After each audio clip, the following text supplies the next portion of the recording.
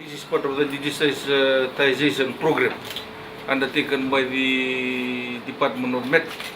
As you can see in the media release, government, we're very thankful to government for the funding that they have given us in excess of 401,000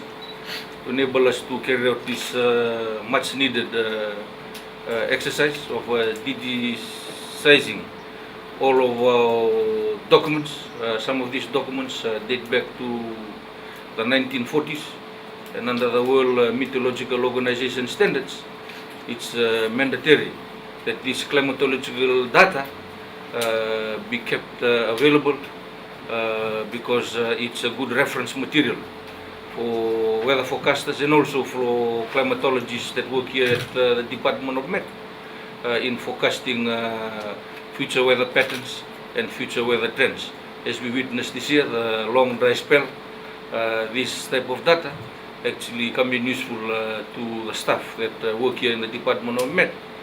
in providing the relevant advice to government and also to the different sectors of the public sector and also the private sector in the mitigating factors to some of the weather patterns that we are currently facing, like the long dry spell witnessed recently in Fiji, particularly down in the Western Division and also up in the Western Division. So these two machines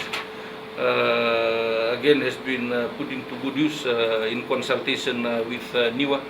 the National Institute for Water Authority of New Zealand, who's been very helpful with the staff down at the Department of Met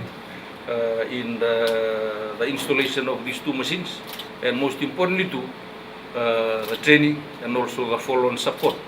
that will be rendered to staff at the Department of Met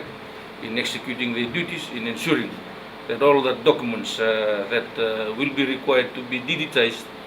will actually go through the two relevant machines for safekeeping.